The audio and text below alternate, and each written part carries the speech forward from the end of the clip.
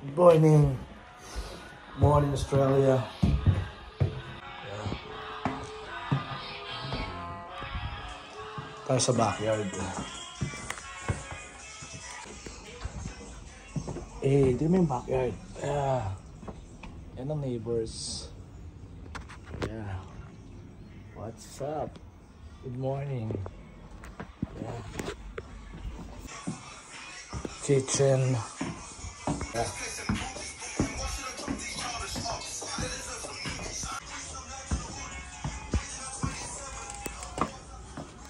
Yeah.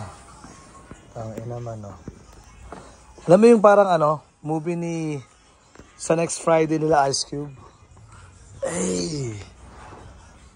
What's up, neighbors? How you do? Hey. Paano ba sabihin ko? Meron ako natutunan sa Australia. Kung gusto mo mag-stay dito o magkaroon ka ng diskarte o parang gusto mo mag-work without working visa. Nakita ko laro ng mga ibang Pinoy dito na tropa. And yung iba rin na matatapang na malalakas sumugal dito sa Australia. Yun nga lang, masasabi ko na malaki ang cost of living dito. Lalo na kung yung pera mo galing Pilipinas na pinag-ipunan mo, then isusugal mo para sa buhay sa Australia. Siyempre yung rent ng tsaka yung gastusin, mga bagay-bagay, mataas talaga kung ang pera mo ay peso to Australia. Ito ang neighborhood. So nandito ako ngayon sa Granville. Yeah. May mga natutunan ako sa kanila. May mga nabalitaan ako sa kanila kasi nakakwentuhan, nakabanding ko sila sa gawa din ng pagod. Parang araw hindi ko na na-vlog yun, pero the moral na makikwento ko sa inyo is yung bagay na pag ikaw nagkaroon ng opportunity na magkatrabaho sa ibang bansa na alam mo magiging regular ka, maganda ang sahod, pagyamanin mo. Ang point ko dito, hindi kasi pwedeng ipapairal mo lang yung sipag. Dapat ikaw rin mismo ang magmamahal sa trabaho mo. Hindi rin pwede na ang trabaho ang mag-a-adjust sa skills mo o so kung anong meron ka. Hindi rin pwede na lalambot-lambot ka, wala ka sa sarili mo pag oras ng trabaho. Hindi mo rin pwede kaingitan yung mga katrabaho mo. Ang pinakamagandang point dito, yun nga, pagyamanin mo lahat ng bagay at ikaw mismo mag-a-adjust. Hindi kasi pwedeng yung trabaho ang mag-a-adjust sa pag-uugali mo. Ngayon, sasabihin mo, ba't ganito yung mga, ganito yung buhay dito, ganito yung trabaho, ganyan yung mga ganyan, ang dami mong reklamo sa buhay. Hindi pa pwedeng ganun. Tandaan mo, nangangamuhan ka lang, empleyado ka lang. Okay? So, kung puro ka reklamo sa buhay, puro ka inggit sa buhay, pag ganun yung sahod ng katrabaho ko, ba't ganito kahirap yung ginagawa ko, tapos ba't ganun, ikaw mag-a-adjust. Hindi pa kaya nga wala sa Pilipinas eh. Kasi sumugal ka rito eh, di ba? Ang point ko lang dito, tinatapik din kita sa mga nanonood dito, na pag sumugal ka ng trabaho sa ibang bansa, or di rin eh, kasi siguro nagtatrabaho ka na, yung naiipagsunto ka na sa totoong laban ng buhay, sa realidad, ikaw mag-a-adjust. Trabaho is trabaho. Walang emosyon sa oras ng trabaho. Nai-gets mo? Kaya hindi ka umuusad lalo sa buhay. Kasi panireklamo ka lang reklamo sa buhay. Diba? Gusto mo ganito, gusto mo ganyan. Sasabihin mo, paano ko aasenso yan eh. Ito lang ang sahod ko, bla bla bla. Ang dami mong reklamo sa buhay. Diba? Galaw-galaw ka muna kasi. Diba? Hayaan mong lutuin ka ng karanasan mo, experience mo sa lahat ng ginagawa mo. Diba? Para mag-gets patuloy na laban ng buhay. Pero isang bagay na ipeflex sa inyo, damn, nakakapitong country na ata ako na dinala ko ng recipe. Yo, mahalin mo yung small business mo. Kung employee ka naman, galingan mo lang palagi. Pagyamanin mong skills mo. Yung hindi mo kaya na skills, tao lang yan.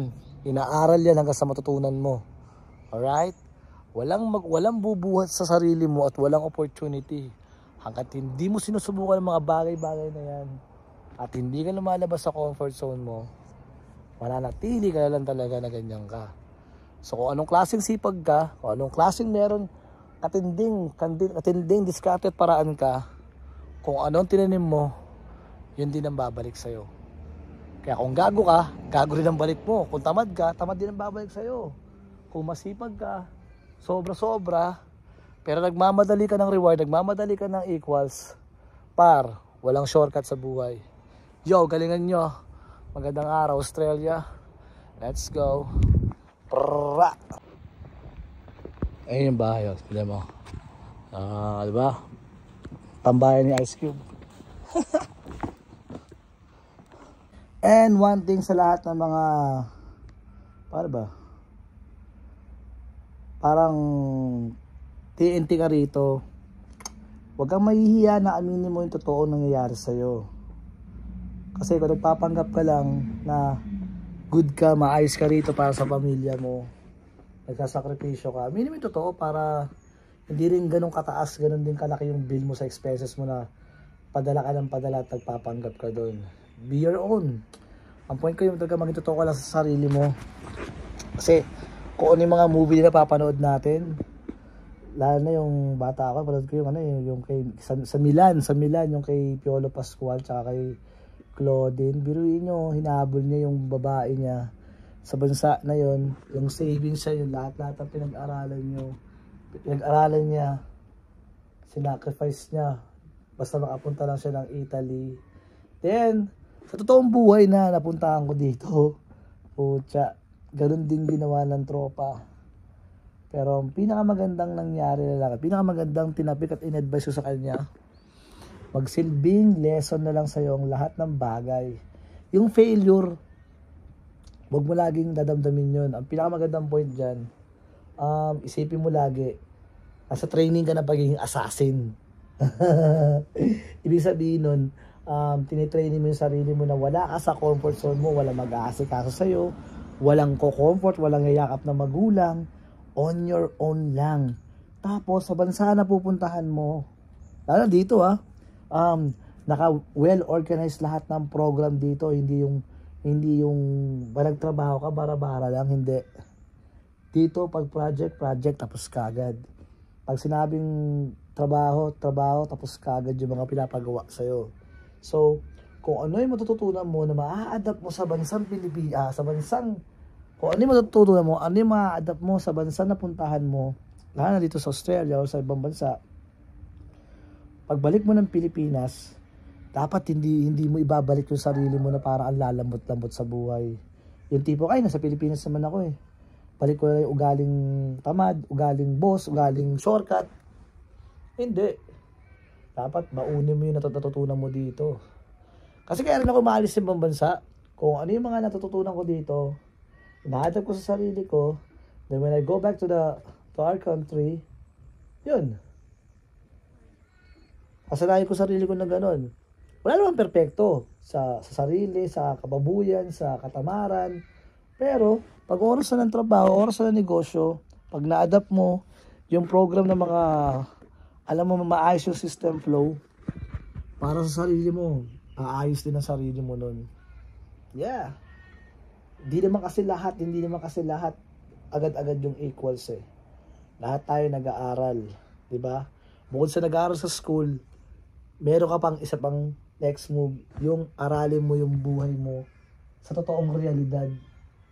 Totoong realidad nasa malayo ako. Walang airmat, walang tropa, wala yung staff ko, wala yung mga employee ko, sarili ko lang. Sariling gising ko, wala akong alam, gigising ko, gagawa akong ganito, maghahato ko ng ganyan. 'Di ba?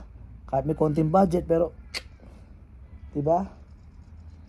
Yun ang pinakamagandang maikwento ko sa inyo, na pag nasa ibang bansa ka na or feeling na mga nanonood na ang tropa ka mag-anak ay nasa ibang bansa, kala nila masaya buhay nila. Dire, totoo yun. Pagkagising mo nyo, trabaho ka agad. Wala na. Bibihira na yung happenings dito. Ang happenings dito, kasabay na ng dinner, kasabay na yung beer, kasabay na yung konting banding, pero minsan talaga tinutulog na gawa ng pagod. At kinabukasan, trabaho ulit. Trabaho ng trabaho. Hindi ka guys sa Pilipinas, lahat ng paraan para makatakas sa nakaw na oras. Yung mga bagay na sinasabi ko, ang topic ko lang lagi is about life. Kung ano yung mga natutunan ko sa buhay. Diba? Ako wala akong script. Kung ano yung kaharap ko, ano yung mangyayari sa araw na to, yung pagbukas ko ng pinto ng bahay o ano mang mangyari, yun na talaga yun. Kaya ikaw, kung bata ka pa, like 20 something below o 23, 25 below, enjoy mo pa buhay mo. Masarap magkamali, masarap matutunan yung mga mali. Masakit lang talaga, pero the point is karanasan yan, experience. Pero pag tumuntong ka na ng mga 25 above, 30 ka na, man, kailangan gising-gising na. Diba? Ayusin natin ang buhay natin. Tapos ano pa ba? Hindi naman kasi lahat ng bagay pag sinabi aayusin na yung buhay natin makapal na pera kagad Pinakamaganda niyan, ayusin natin yung pagkakamali natin, yung mga lesson natin, kung mabagal man. Ayusin, unti-untiin. Kasi marami rin akong tropa, makakakilala na hindi na nakaalis sa ganong buhay, ganong bisyo, ganong way of living. Sabi ko nga, kung gusto mo makaalis talaga sa ganyang sitwasyon, ikaw mismo aalis sa lugar na yan. Wala kang tutulugan. Di gumawa ka ng ibang tambayan mo, ibang lugar mo, tapos gagawin mo lang tulugan. Pero pag bukas mo ng pinto dyan, alis ka agad. Huwag mo pansinin yung mga kaibigan mo, hanap ka agad ng ibang audience. Diba? Pero kung mananatili ka lang sa lugar mo, hindi talaga mababago ang buhay mo. Lalo na kung nasa squatter ka, hindi rin mababago ang buhay mo. Pero laking squatter ako. Ginawa ko, umalis ako sa mga kaibigan ko, nilayasan ko lahat ng mga hindi makakausap sa buhay mo. Kasi kung nandiyan ka pa rin sa lugar na yan, kung anong pinapanood, kung ano nakikita mo, anong pinapanood mo, anong kinakausap mo, kung lahat yun toxic, yun din yung ang araw-araw na buhay mo. Pero kung lalabas ka ng poder ng kinakatayuan mo at wala ka sa lugar mo, kung makita mo yung mga kapitbahay mo masipag, makita mo ganito, ganyan, ba't wala tao dyan? Kasi lahat na sila gumagalaw. So pag hindi ka gumalaw, wala rin mangyayari. Diba? Basta, enjoy lang natin ang buhay natin kung paano tayo mas maiaayos ang buhay. Magastos, nakakabaliw yung mga paraan, nakakabaliw yung mga plano. Pero mas masarap yun. Pero kung mananatili ka kasama ng mga ayaw din magpausad sa buhay o nag-aantay na pagkakataon na hindi nga ako naniniwala sa opportunity. Hindi ako naniniwala doon. Kasi hindi naman dumating yun Hinanap ko yung opportunity. Kaya pa nagkaroon kayo ng pagkakataon, wag niyong lulubayan yung opportunity na yan. Pagyamanin mo, tandaan mo, maliit lang din ang business ko. Pero yung business ko, pinagkatiwalaan ko. Siya nagdala sa akin sa pinakamalayong pupuntahan ko. Sana magets mo. What's up, Australia? So, sinahan po ako. Araw, sun. Yeah. Ayun yung kuruma. Ay, dapat sa Japan, yung kotse. Ako ka mag-drive. Oo, tama ka mag-drive. Lifestyle. Naghahanap ka ng kayakap. Ako mag-drive! Alright, let's go! Diskarte hanggat maging sunny. Mabagal ang kalaban para silang naglalag. Tinuturuan ako dati. Ay nalagalag na sa taas na may langit para sa mga G. Okay, sa bansa namin, Lilipad ng mga B. always, wear your seatbelt. Tandaan mo, wala sa Pilipinas. Okay, salang tatagalan na. Nakaka-weird yung crossing dito ngayon. Tandaan mo yung priority ang right lane. Eh parang wala namang pake sa'yo si Koy. Wala ko laging oras pero tinatry. Palapit pa Always on the left. kaya tinatry. Ginawan Japan ang puta. Okay. First look at the right. Aha, syempre naman. Pero maninibago ka kasi nasa left lane. Right hand drive po kami. Nakakaparan sa kuhatin yung kaliwa man, no? Sanay tayo lagi sa kanan. Eh, kaso nasanay na eh. Oo. Kinagawa na rin eh. Kaya pupunta kami train station, iwan namin yung kotse doon para mas easy lang yung travel. Dito, masarap mag-train kasi mas rin. Quick run sa mga pupuntahan mo. Wala kang pakialam sa kaliwa. Puro kanan lang intindihin mo. Ayaw nga, no? Pag may sasakyan sa kanan, stop. Sa runabout. Sa bansan to, ano ba? Runabout.